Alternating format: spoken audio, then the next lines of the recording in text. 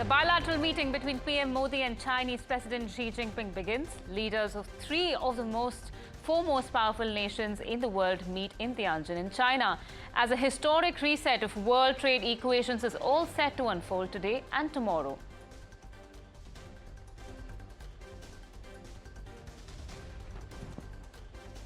In an exclusive conversation at the NDTV Defence Summit, Defence Minister Rajnath Singh says there are no permanent friends or enemies in international trade. The comment comes as the India-China equation resets and warms. Ukrainian President Zelensky dials Prime Minister Modi ahead of the bilateral meeting with Russian President Putin on Monday. PM Modi reiterates his call for peace and stability between Ukraine and Russia. Will India finally be the catalyst for peace between the two nations? Maharashtra CM Devendra Fadnavis performs Ganpati Puja at NDTV's Mumbai bureau, also speaks exclusively on US tariffs and Q1 GDP print. A US appeals court has ruled that most of Donald Trump's tariffs were illegal. Court says he went beyond his powers by using emergency authority. In other news, the Trump administration has now tightened the student visa norms. This is likely to hit Indian students harder than their Chinese peers, as Indian students are more reliant on post-study work and long-term employment pathways.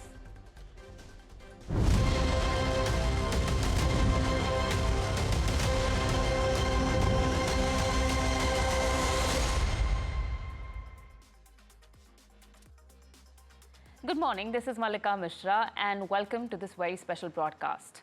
History is all set to be made today and tomorrow as the leaders of three out of the four most powerful nations in the world meet in Tianjin in China. This meeting was catalyzed by a secret letter sent by Chinese President Xi Jinping to our President Draupadi Murmu in March this year. This letter was sent to Prime Minister Modi, and relations between India and China slowly began to thaw in the face of high US tariffs. A series of friendly gestures were announced. The long-pending border dispute between China, since Galwan, was negotiated. Flights are set to begin next month between India and China. China has allowed the Kailash Mansarovar Yatra to begin. India has begun issuing visas for Chinese nationals who wish to visit. And China has promised to ensure supply of rare earths and other essentials to India. Let's now go across to my colleague Aditya Raj Kaul, caught up with Indians in China who told us what they expect from the SCO Summit in Tianjin today. We're reporting from the SCO Summit here in China. In a few minutes from now, Prime Minister Narendra Modi and Chinese President Xi Jinping would be meeting. There will be a tango between the tiger and the dragon. But what will this result into? Will the mistrust be forgotten? What about the trust deficit? There are a few Indians who have come here. Right outside, you can see the venue. They're waiting for the meeting between Prime Minister Modi and Xi Jinping. They welcomed the Prime Minister last evening here in China. Let's try and find out from them what they are here looking forward to. आप मुझे बताएं, please tell me that what are you looking forward to when you meet Prime Minister here, and do you think that this is the time that India and China need to come together and give a response to Trump?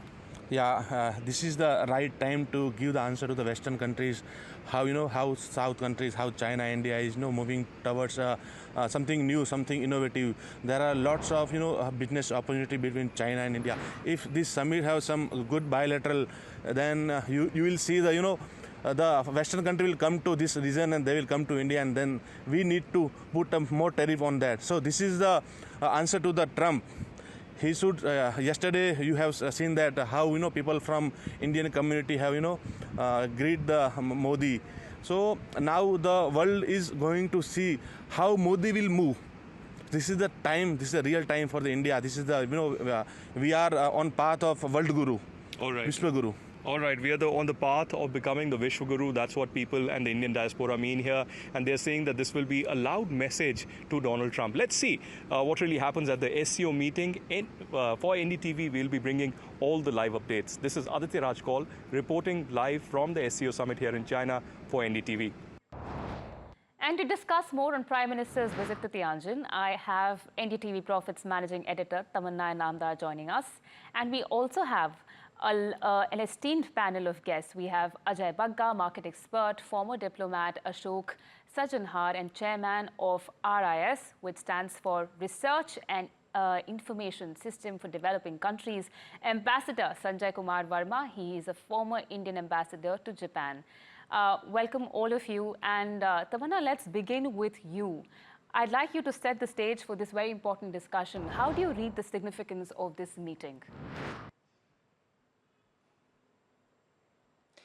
You know, Malika, we're talking about it in the context of the SCO, that's the Shanghai Cooperation Organization, which has its roots in the post-Soviet Union era. India, of course, joined in 2007. We're talking about it in the context of BRICS as well, because Prime Minister Modi will be meeting with Xi Jinping today. He is meeting right now and will be meeting with Vladimir Putin tomorrow. But the true kernel of this entire discussion and what is really, really important is what this can do for trade and investment. The business opportunities between the two sides are immense.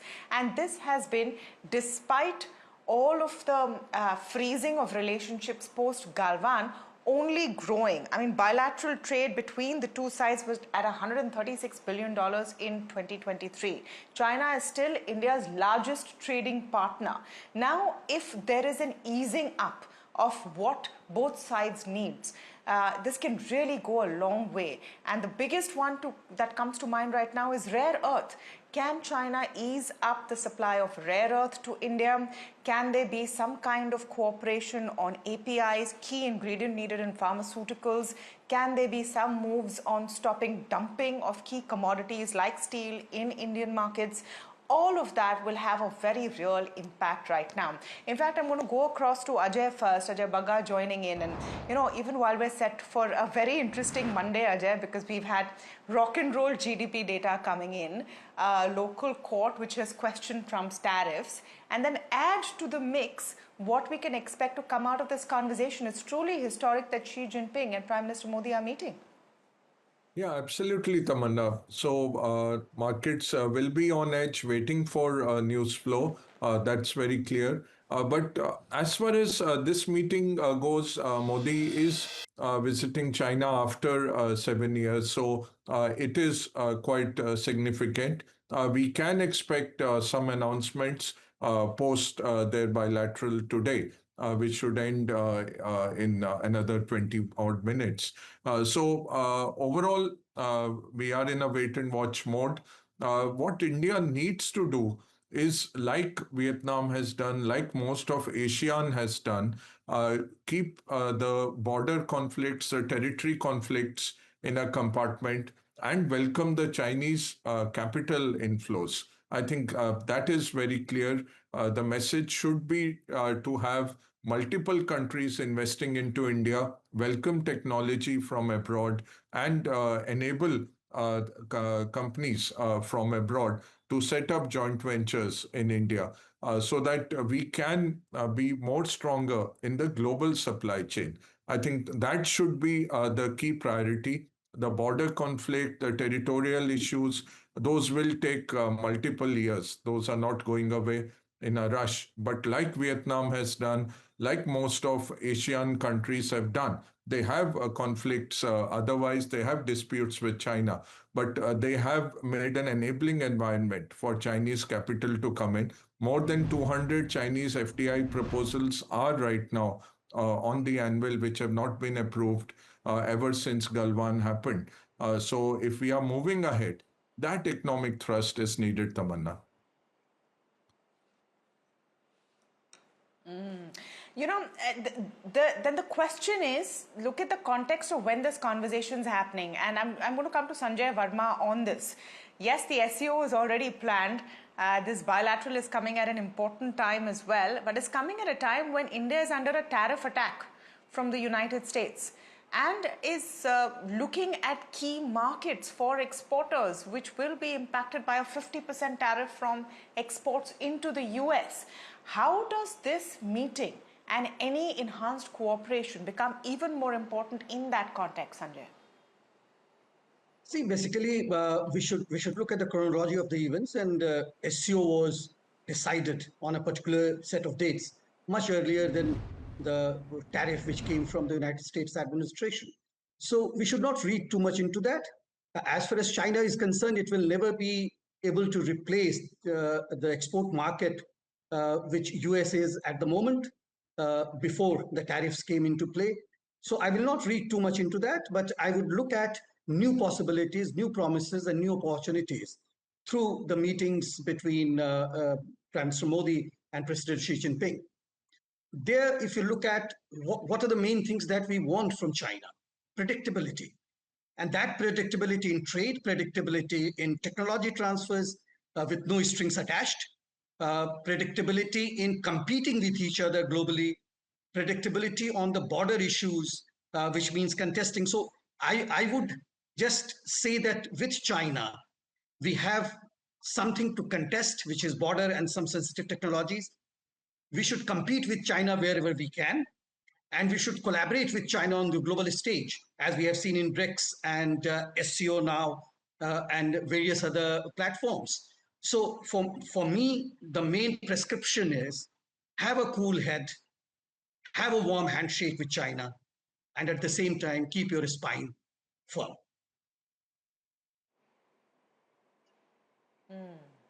No, definitely. There's no doubt about it. Aadil Brar, how do you see an enhanced cooperation and also the question of trust beyond the border issues and dispute? And like Ajay said, those will take some time to really ease off. But in terms of areas like key components, in terms of areas even like AI, what is the extent of trust that can be placed in China?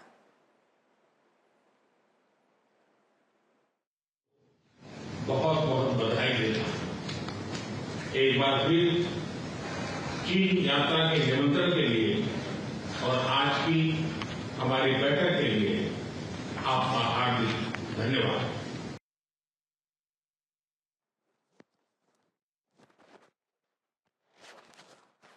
All right, quick word from there from Prime Minister Modi coming in, that we heard very small part of that conversation that we played out for you.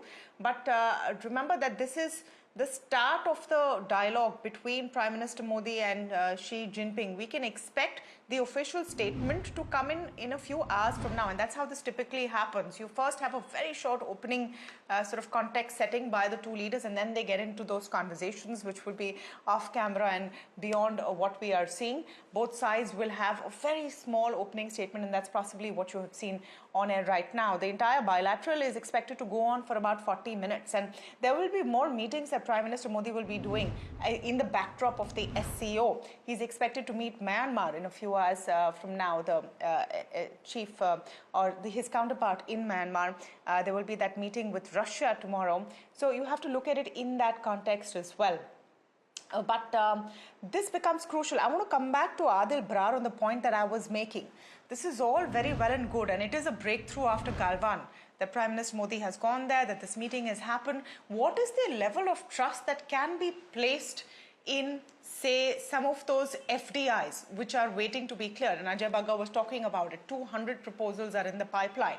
What is the level of trust that can be placed in Chinese investments in key areas like technology and AI now? So since 2020, China has built a very robust system of export controls, and which can allow China to sometimes stop trade and flow of some of these rare earth minerals that we just saw earlier this year. So we need to keep in mind that China now has a system to stop and allow the flow of trade, just like the US has, which it did not in the past. So there is a huge trust gap between India and China, which China can exploit in the future. So if India is going to move forward and approve some of these FDI investments, we need to keep in mind which sectors and which areas will India allow China to invest in, and are these some of the areas that are actually more of a national security topic for India? And that is where New Delhi needs to be cautious about approving certain investments in, let's say, rare earth exploration, or even critical technologies like AI, which if you allow Chinese companies to come in now, since we are in a foundational phase of the AI models, that will have a long-term impact on the Indian economy, the long-term prospect of Indian companies. So there has to be care and there has to be careful analysis of which sectors can China invest in and what will be the long-term impact of that.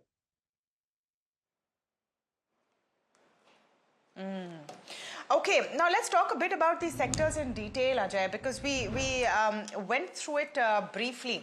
What in your mind is a key move that you would like to see after this bilateral ends and this conversation? Would rare earth be on top of mind? Because we've heard from a lot of auto companies and EV makers, especially in the two-wheeler space as well, saying that this is becoming a serious concern.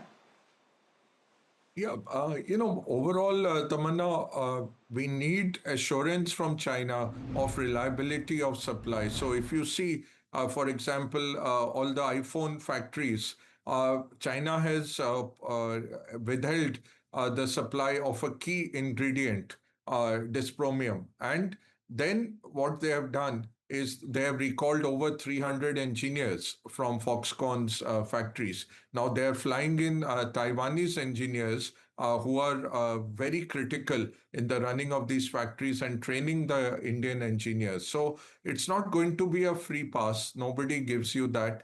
Neither the West nor the Chinese will do that. The Russians have been the steady friends who have transferred technology with no strings attached. But there is no one else you can really think of.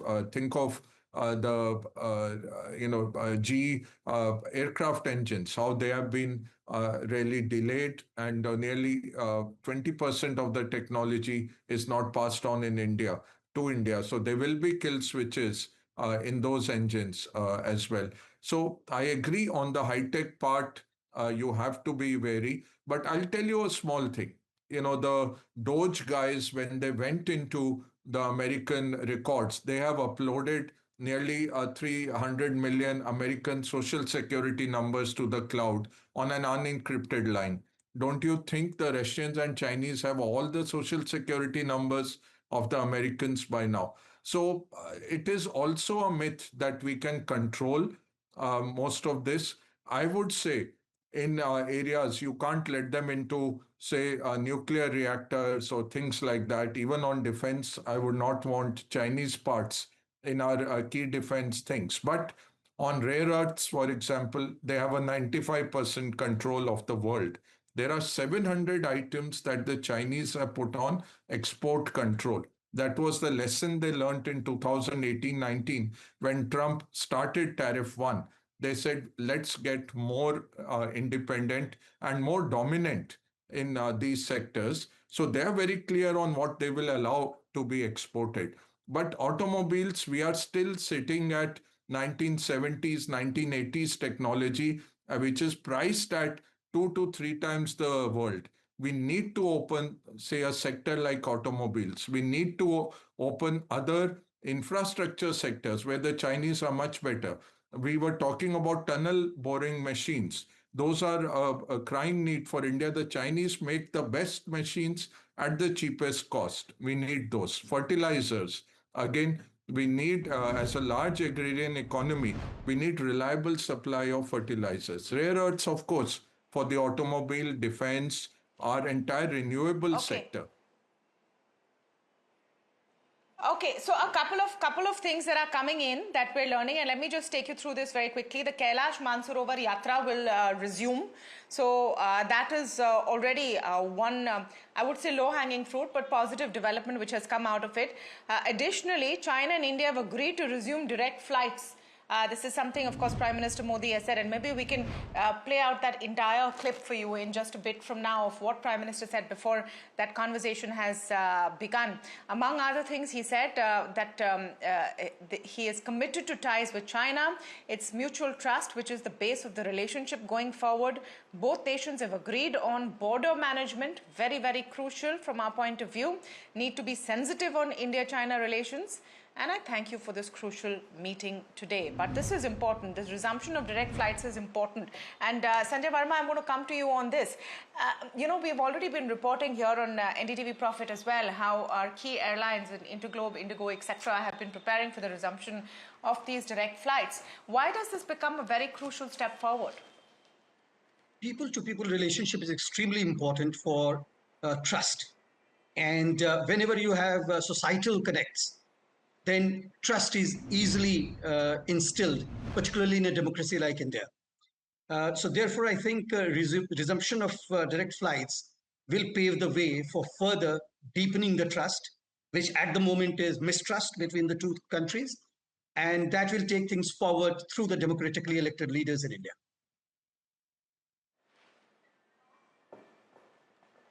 Okay, I want to come to you on that point, Adil. Of course, people to people, but also in terms of trade. So many businessmen, and these are mid-sized businessmen who were traveling to China for their business, some imports coming in for this entire trade setup. The resumption of direct flights becomes a key booster, isn't it? Yeah, absolutely. And this is something Chinese tourists and journalists and even business people are looking forward to. I've heard from friends I'm in Taiwan here. There's a lot of connection between China and mainland, here in Taiwan. So there is a lot of expectation that these flights can resume and they can travel. But I will also tell you that there are certain hurdles that even New Delhi has imposed at the moment. The initial applications by Chinese business people in China who want to go to India have not been successful because of these requirements to prove the funds that they have in their bank account. And similarly, there are certain restrictions that even China has imposed. So this trust will take some time to build. And I think both sides are now making that concerted effort to change things on the ground. And if there's improvement in people-to-people ties, it will also increase trust in terms of other areas like security and economy. But I personally think there are significant hurdles that both sides still have, and they are not going to remove them immediately. They slowly want to see which side moves first. And China has actually made the first move, if you ask me, based on my conversations with people in China and also here in Taiwan. There are a lot more Indian tourists at the moment going to China than Chinese tourists are coming to India. So China has made its first move, and I think now New Delhi will have to decide what it wants to do. What's your view on this? This is quite interesting, Ajay. If we open up tourism, and I think the two largest and most powerful group of tourists in the world right now are Indian tourists and Chinese tourists. So if we open up that space, does it become a large potential for our domestic tourist sector here as well? Yeah, absolutely. And, Turkey has done it very well, Tamanna. Now, the Chinese are the biggest cohort which visit Turkey every year. They have welcomed the Chinese. They have trained interpreters in the Chinese languages. The shopkeepers are given Chinese signboards. So I think India should work on this. This is the largest group of tourists in the world. And if we can welcome the Chinese, that will help our tourist hubs, our tourism industry as well.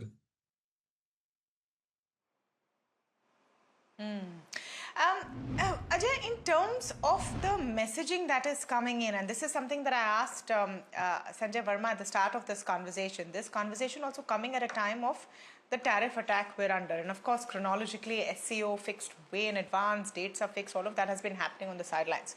But having said that, when you zoom out and look at the entire picture, how crucial does this cooperation become from India's perspective that now has to look for alternatives to the United States as a large market till the tariff situation is sorted out?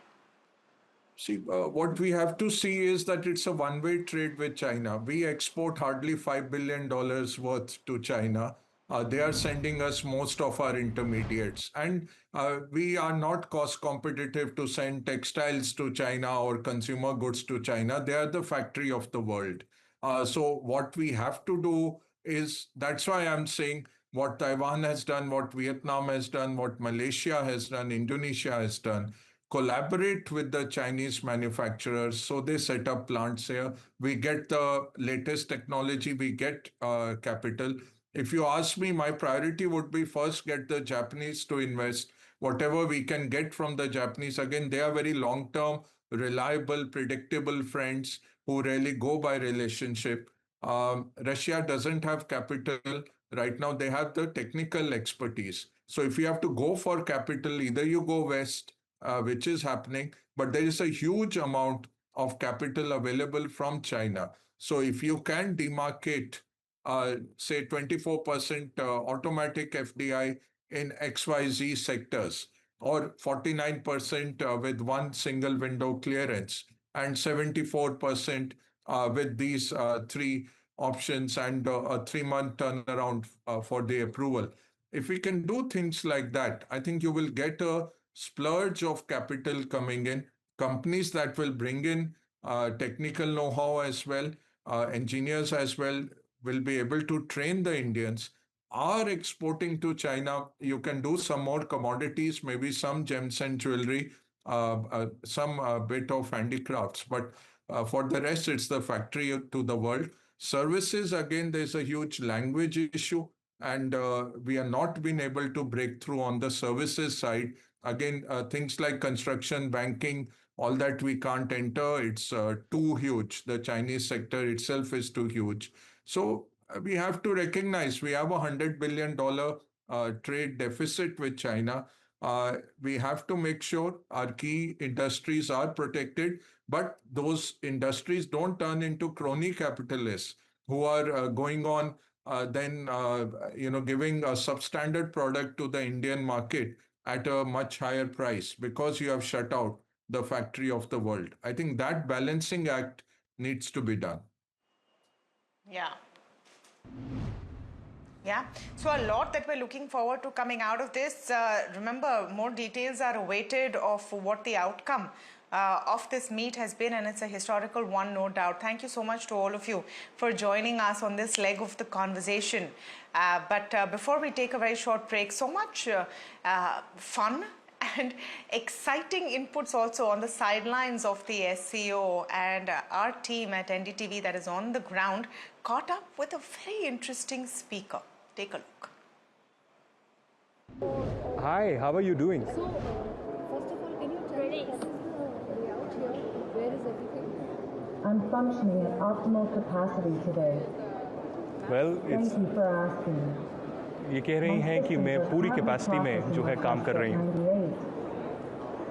7% efficiency with no latency issues detected. Okay, got it.